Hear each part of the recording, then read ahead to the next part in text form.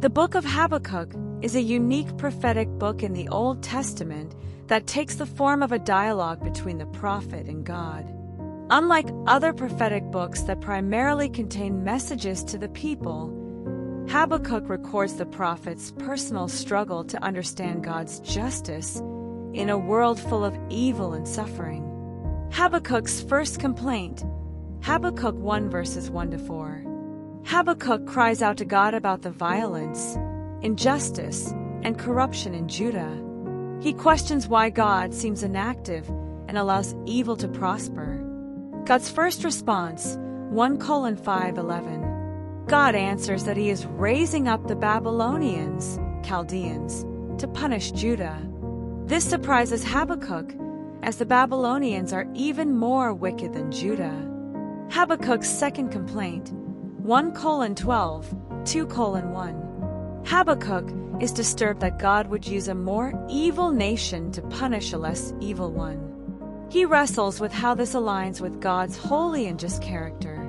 The prophet stations himself to await God's further answer. God's second response, 2:2:20. God tells Habakkuk to write the vision clearly because it will surely come to pass. He declares that the righteous will live by faith, 2:4, a key theological statement. 5 woes are pronounced against Babylon for arrogance, violence, greed, oppression, and idolatry.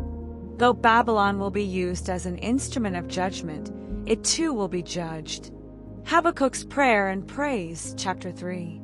The book ends with a psalm-like prayer, reflecting awe at God's power and past acts of deliverance. Despite looming disaster, Habakkuk expresses trust and joy in God, saying, "Though the fig tree does not bud, yet I will rejoice in the Lord." 3:17-18. Themes: the problem of evil and divine justice. Habakkuk questions how and why God allows evil to go unchecked, and why he uses evil instruments to carry out justice. The book honestly engages with the tension between God's justice and the presence of suffering. Living by faith. The righteous shall live by faith, 2:4, becomes a cornerstone for both Jewish and Christian theology. It emphasizes trust in God's character, even when his ways are not fully understood. God's sovereignty over nations. God uses nations to accomplish his purposes, but he also holds them accountable for their actions. Babylon is raised up to judge Judah, but will itself be judged. Hope in the midst of suffering. Despite unanswered questions and impending hardship, Habakkuk ends with a declaration of trust. Faith is portrayed not as having all the answers, but as choosing to rejoice in God regardless of circumstances.